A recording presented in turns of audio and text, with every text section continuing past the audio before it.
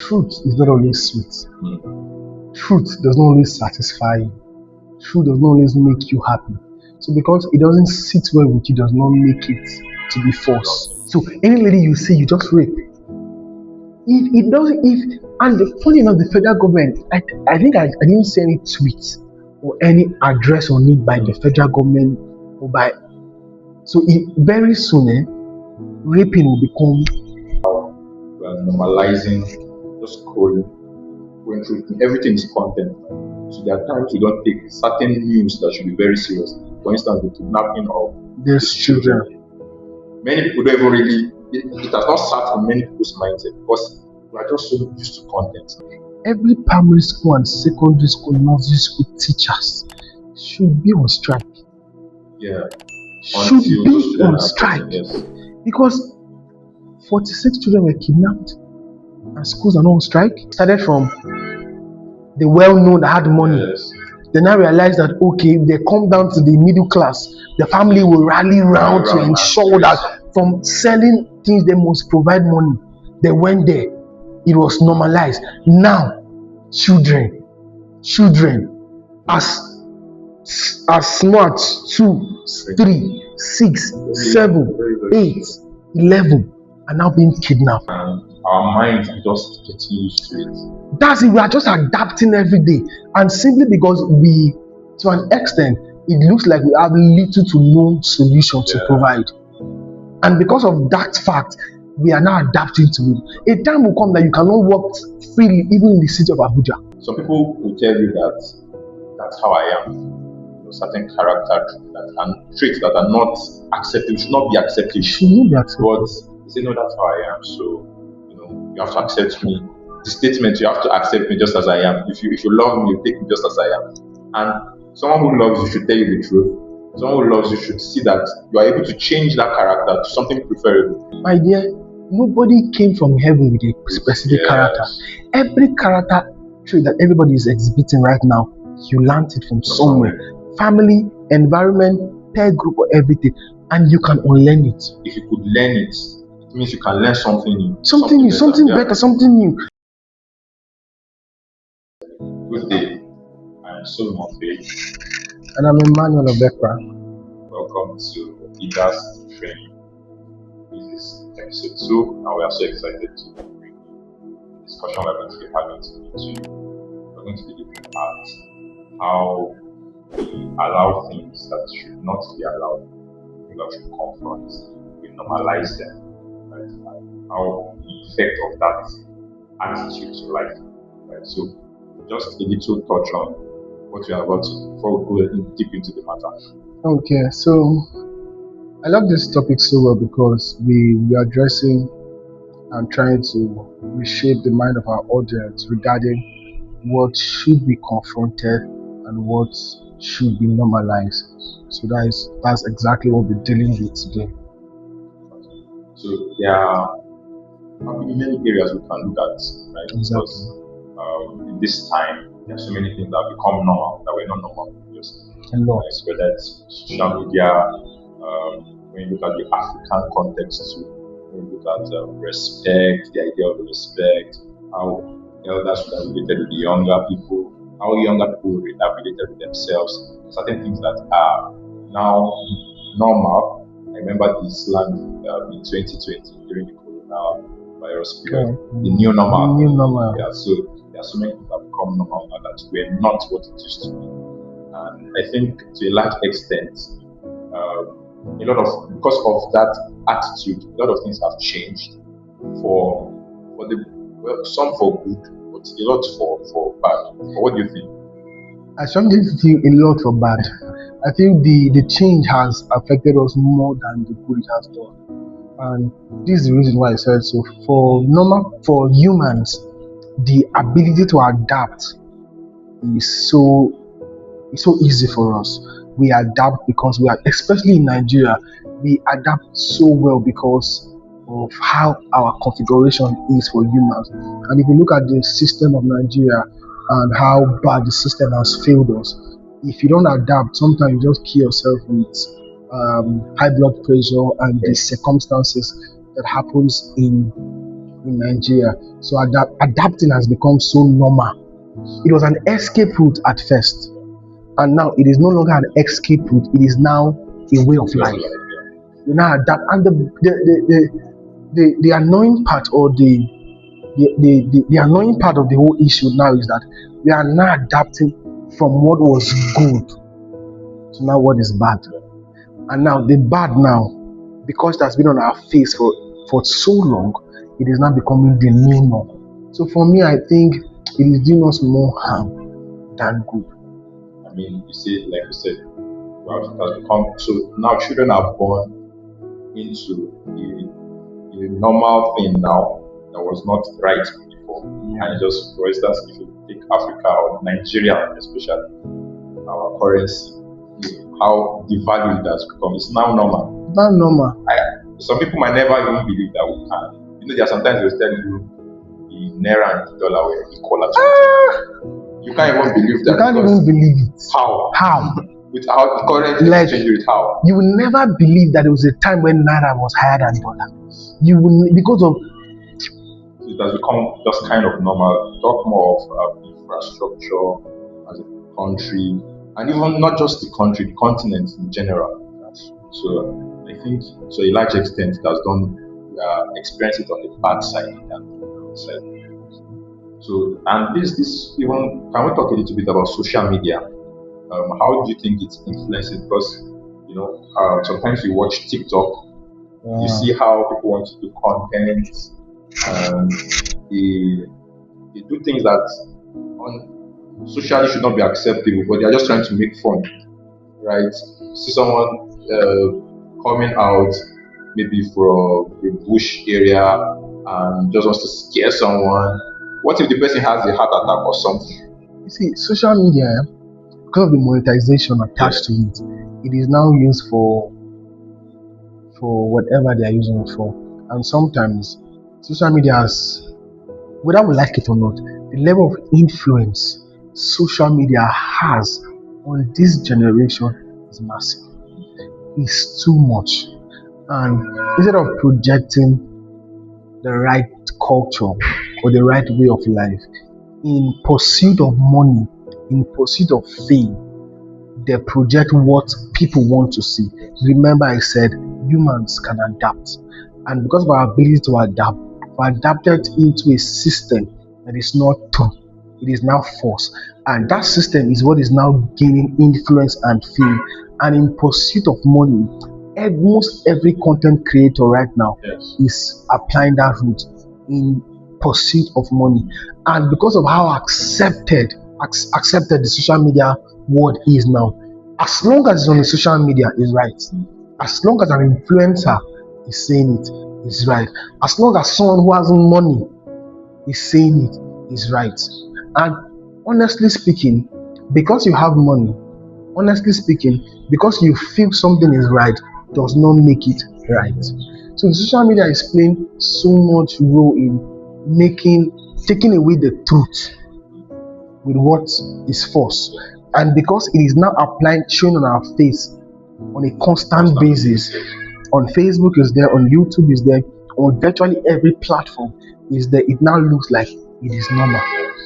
So I just feel like the more we put out the right content, it doesn't gain more attention as what is not right. But that does not mean we should stop doing what is right. That's what I believe. I would still want us to talk about this, to encourage people who know what they are doing and know the kind of things they should be saying, the points they should be making online that should help people. But before we come to that, I want us to talk about the concept of truth, right? Because we're talking about things that previously were not right being taken now as normal. Let's talk about the concept of truth and opinions, because some people now put their own opinions as what should be accepted, what is true. Someone can sit down on a topic and just say what he or she likes, and they want everybody, sometimes even because the person is influential, he have a sway on the public, and so people are thinking in that direction and they just want to follow that mindset. right? And then you're shifting from what was previously known to something that it's not every time that you challenge what was the previous status quo that you are right. People just assume that the moment you challenge something that was previously on ground, you are charting a new course, so you are right. Then let's support that. Well, that's a good attribute to have, to challenge previous thoughts, previous mindset. We have to be sure that what you are challenging was a problem, not that you are bringing a problem now to the world. That's right. So I just want us to talk about that concept of truth. Where should people get their gauge? If you try to get what I'm trying to say, where should people get their gauge of what should be acceptable? I feel first, truth is not always sweet. Truth does not always satisfy you. Truth does not always make you happy. So because it doesn't sit well with you does not make it to be false. Because it doesn't sit well with you. I think I said something some time ago. I said, what you feel is not the benchmark. How you feel does not make something right, irregardless of whether you are an influencer or not. So if you feel something, the best thing to do is to do a proper research from a clean heart, from a clean perspective, to want to know the truth before you come and air whatever you are saying. Be as objective as possible. Be objective as possible. Be willing to learn. I think they said a wise man once said, everybody should be able to learn, unlearn, and relearn. It therefore means that I knew this thing to be true, but now it is clear that it is not true. You should be able to be humble enough to unlearn that thing you've learned as truth, to learn what is now the truth. And what to know what is truth is, it must not always please you. Are there facts surrounding these things that this thing is morally good, spiritually good? For me, I'm a Christian, so what is considered good is not what pleases my flesh, what pleases the spirit. Now, bringing it out to culture, it must be culturally accepted. Not just, it must have its root from the generation past. It must find its root from the generation past. It is not, it can be improved on. But when you're improving on something, it does not outrightly destroy what has been there. You are building on it. So whatever truth that is coming out now that is not spiritually accepted and culturally accepted, I feel it is not truth. For example, now I think I heard in, I think was it this year or last year, there was a festival in one of those states that said it was rape-free day. Yes, I think I heard of that. Rape-free day. You see a lady around that vicinity should be raped. Crazy mindset. Funny enough, on social media platform, you could see people defending, and they were saying, if you are a lady, stay in your house, don't come out. It is their festival. Was it happening in Africa? In Nigeria. In Nigeria, it happened in Nigeria. In this Nigeria, I don't want to mention the state, but it happened in this. It's online. You can search. It was I was on Twitter that I was like, God, what's happening? You could see some people coming out to defend it. Rape-free day. So any lady you see, you just rape. It doesn't. And funny enough, the federal government, I think I didn't see any tweet or any address on it by the federal government or by. So very soon, raping will become a norm. That's crazy. A thought just came to mind as we were talking about it. It was on someone's status, and she posted something. Someone was saying how we are normalizing, just scrolling, going through everything is content. So there are times we don't take certain news that should be very serious. For instance, the kidnapping of these children. Many people don't even really. It has not sat in many people's mindset because we are just so used to content now. So it's just like another content you see and just scroll to the next thing. Like this one you mentioned, I'm sure I heard of it anyway, but I didn't really go deep. I was quite busy that period, so I didn't really pay so much attention. But I think I'm also probably even suffering from that same, because previously people would have taken that matter up very seriously. Would have seen a lot of actions being taken. Sorry, for these children that were kidnapped, I was telling a friend, I said, For me, every primary school and secondary school, nursery school teachers should be on strike. Yeah. Should Until be those children on are strike. gotten, yes. Because 46 children were kidnapped and schools are not on strike. If it is in a civilized or a country that respects the people, by now the nation should have shut down. Yeah. It was so bad. I learned they even beheaded one of the children. They beheaded one of the teachers. In front of those children. They beheaded one of the children. There were pictures of the children on marks on their body. I don't know how true it is, but there are pictures everywhere.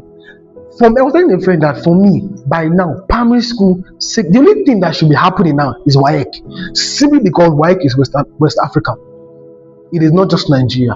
But every primary school teachers, that's why I prefer the medical field. They are well organized. If it was a doctor, by now I think maybe the doctor should be on strike. But I'm surprised that primary school and secondary school are still comfortably having classes. No, it shouldn't be accepted that it is now children. It started from the well-known that had money. Yes. They now realize that okay, they come down to the middle class, the family will rally round to ensure that from selling things they must provide money. They went there. It was normalized. Now, children, as smart 2, 3, 6, 7, 8, 11 are now being kidnapped and Nigeria. So a lot of these things have been normal. It's getting normal. And our minds are just getting used to it. That's it. We are just adapting every day. And simply because to an extent, it looks like we have little to no solution to provide. And because of that fact, we are now adapting to it. A time will come that you cannot walk freely, even in the city of Abuja. There have been 1 or 2 history of kidnap cases in Abuja. A time will come you cannot even go to your village anymore. Now, if my family tells me he's traveling, my dear, I pray extremely. Yes, you have to pray. Because it looks like nowhere in the country is safe. We're not going to talk about the character of people. Yeah, we are even coming down there now to personal, how it changes personal characteristics of people when things have become normal, right? Okay, so we've touched on more social aspect. Let's come down to normalizing what should not be normal. Some people will tell you that that's how I am. Certain character traits that are not accepted, should not be accepted. But they say, no, that's how I am. So, you have to accept me. The statement, you have to accept me just as I am. If you love me, you take me just as I am. And someone who loves you should tell you the truth. Someone who loves you should see that you are able to change that character to something preferable, something acceptable. You say that's how I am. My dear, nobody came from heaven with a specific character. Every character trait that everybody is exhibiting right now, you learned it from somewhere. Family, environment, peer group, or everything. And you can unlearn it. If you could learn it, it means you can learn something new. Something better, something new. All you just need is to be humble enough. Come to the awareness that this lifestyle is wrong. That's the starting point. I had to tell my younger ones at home, I said, someone shout at you. Your emphasis, what you should look into is not first the insult that came out from the person, is the reason why the person shouted at you. If truly, from a sincere heart, you meditated on the reason why you were shouted and you were scolded at, you'll be able to now pick your error to avoid this scolding. So your emphasis, he shouted at me, he insulted me. That's secondary. The primary is what prompted it. I remember a story of maybe some years ago. I came late to work, and my boss changed it for me. If you're in Nigeria, you know what it means to change it for someone. It was public embarrassment. Right, I had subordinates at work who were there when I was doing this, so it was very, very clear. But I had to look at the fact that I was wrong, even though I didn't like the approach. Right, I had to take adjustments. Okay, why did you come late? You are not supposed to be late in the first place. So what are some of the changes I can make to ensure this does not happen again? because of this embarrassment is not something. It's not something you want to take. Right. So beyond the approach that I needed to look at myself. Right? What have I done wrong? How should I correct it so it does not happen again? That's the right step. And even after reflecting and realize that, oh, I was right at this point, there's something you still learn. You felt bad, you were right. You felt bad, you were scolded at. What have you learned? That you shouldn't do the same to somebody else. So in the two way you are learning something, you are growing. But all it has to be, you have to come to the point where you are self-aware. Like I said, your character, you didn't come with it from heaven. You learned it either from your family or somewhere. And if you realize that that character is bad, the first thing you should do is start working on yourself to be able to live a better life. Stop going about with, if you love me, you accept me. Nobody loves rubbish. Nobody loves rubbish. Nobody does. Rubbish is supposed to be to be thrown away. Like the Bible said, we are salt of the earth, and once the salt lost its savour, what is expected of it? To be thrown, and men will trample upon it. That's it. As long as you're a human being, with not good see, beauty is packaging. Beauty is the pouch of a phone. Now my phone now is this. Now nobody know. You understand the inner part? When I give you the phone now, and you hold it for a while, and probably you just feel like removing the pouch to see if the back is good before you now know if this iPhone is holding is even good. This is what the beauty of a man is. This is what the packaging of a man is. If someone comes close to you and see that the inside is terrible, this will not sustain you. Any man who knows where he's going to, any employer who knows what he wants to achieve, anybody who wants to benefit something good and reasonable will not depend on your packaging, because this packaging I can change this anytime. You understand? I can change it anytime. But this phone, I can't just change it anytime. You understand? So I strongly believe we don't walk around this higher. If you will love that person, you will become better for that person. If you genuinely love that person and you want the best for that person, you will also become better. You won't want the person to accept you as you want to come up to that level. So we shouldn't walk around with that mindset. About employers, I read something about Gen Zs and how there's a lot of struggle bringing them into the workplace currently. There's a lot of friction between employers and their Gen Z employees, and it's because of some of these things. It's now normal to live in certain kinds of ways. So because of that, this normal behavior now of insult anybody and say anything is supposed to be accepted, right? And I'm airing my opinion, so no matter how I decide to do that, that's none of nobody's business. Everybody should accept it that way, and it's beginning to affect the workplace. So even in the workplace, you need to develop yourself in a way that you are going to be accepted in that workplace. And when your employer sees that these qualities this person has can actually push our company or our business forward, they are happy to employ you. But when you start exhibiting certain characters, you know that you are going to drown their business very soon. Imagine talking to a customer carelessly. Before you know it, you are going to drive all the customers from that business. Exactly. So it started by, I'm not scared of anyone. Yes. It started with free, what's it called? I can't remember that what it started with, but one of them were like, I'm not scared of anybody. It's only God I'm scared of. I'm not afraid of anybody. I'm not scared of, so I can air my opinion the way I want. There's freedom of speech, freedom of opinion. You can air your opinion. See, there's a way you air your opinion wrongly, and it will land you in problem. Nobody's saying you should not air your opinion.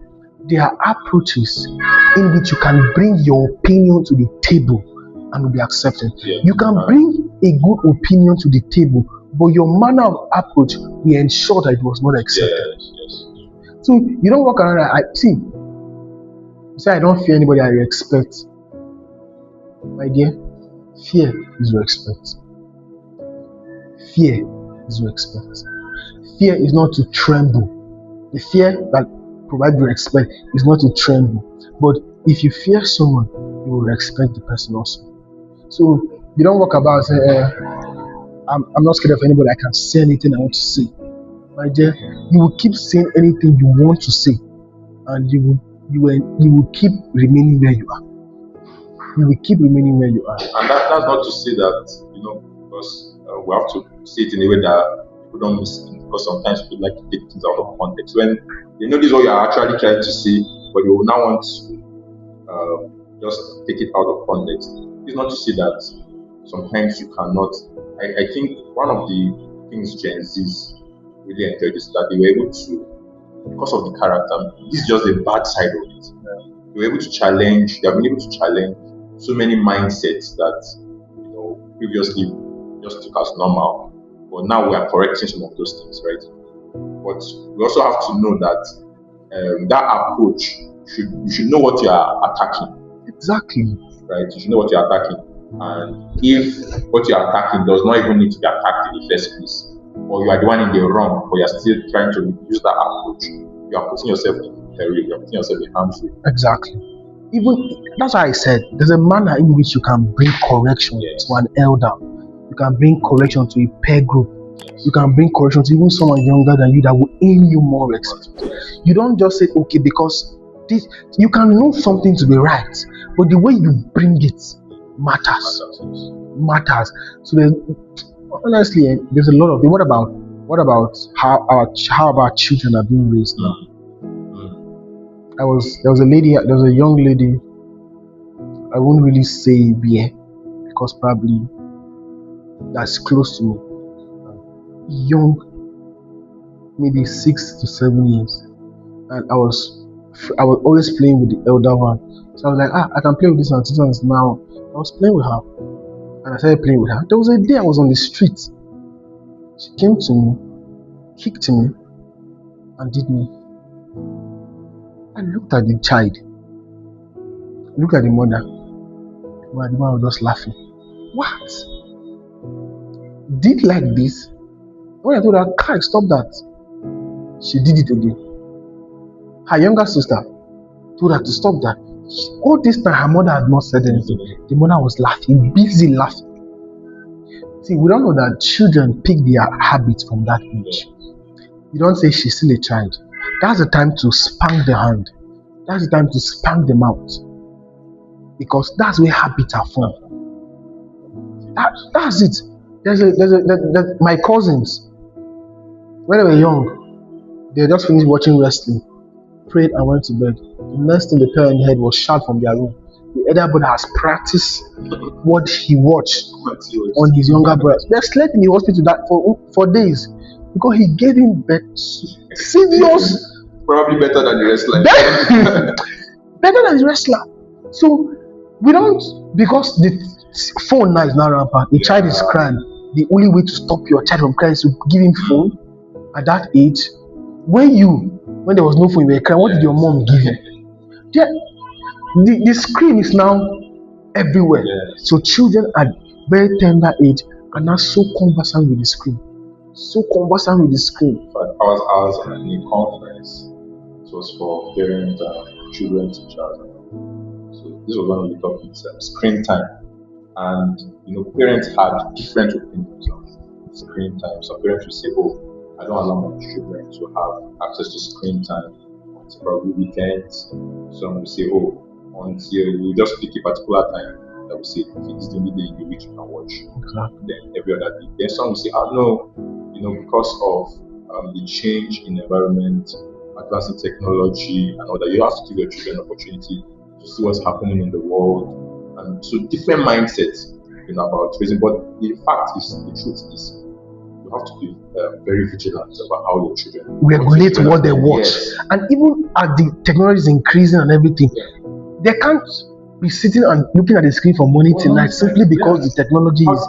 How do they learn? Improve their mind. Not everything that you concerns improving your mind is on the screen. Not everything. Reading your books, paying attention to what has been taught in your school, coming back home to actually listen to it again, exactly, or go through your notes. So these are just certain things. I feel like parents of this time have more work to do than what was before. Oh, I'm telling you, you should even be more careful with what is on screens these days. Yes. I think I heard a debate that even on cartoons, there are immoral activities happening in I saw cartoons, one. projecting LGBTQ on cartoons. Not even just LGBTQ. I saw one, it was an image, so they didn't play the full video, but I saw it on TikTok. Someone, he just screenshotted a posture. The guy was behind the lady, and well, I don't want to be graphic here, but it was just horrible. It was horrible, and children. What was painful was that this is what children are consuming now. That's what they are consuming. Do you know, if you are not watching them, you will not even know that your children have seen some of these things.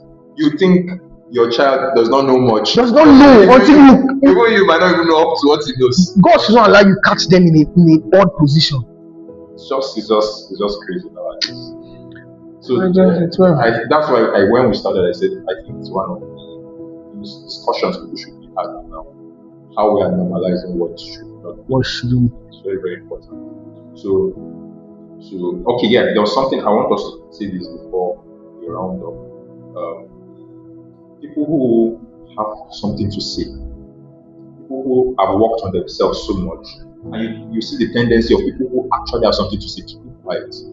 And then people who are careless with what they say, are propelling things that are not really right, are very bold.